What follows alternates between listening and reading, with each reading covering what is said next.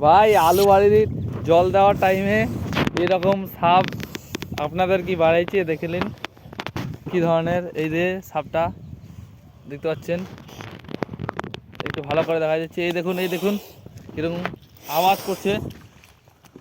ভাই এটার নাম আপনাকে বলি গুই সাপ। এইদিকে দেখতে পাচ্ছেন হা কিরকম মেলছে, প্রচুর খাতারনাক সাপ। এই সাপগুলো থেকে সাবধান, খুবই সাবধান। দেখতে পাচ্ছ সাপটা কীরকম করছে, অতিরিক্ত সাবধান এই সাপ থেকে।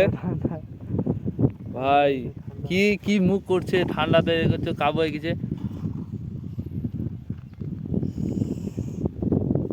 ভাই কি আওয়াজ।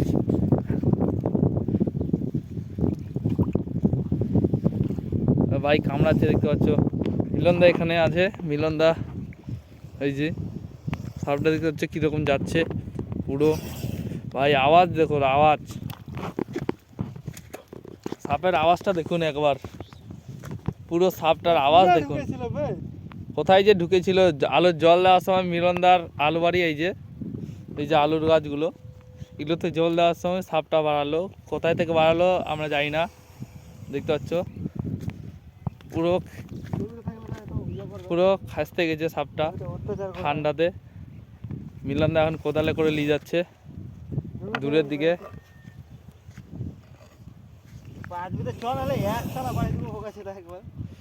দেখতে পাচ্ছ সাপটাকে নিয়ে যাচ্ছে এখন দূরের দিকে কোদালে করে।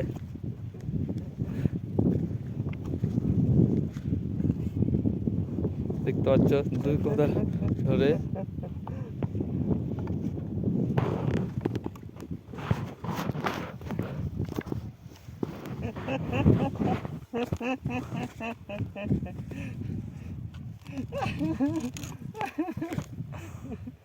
ও ভাই কি রেগে গেছে সাপটা এখন পুরো হারে।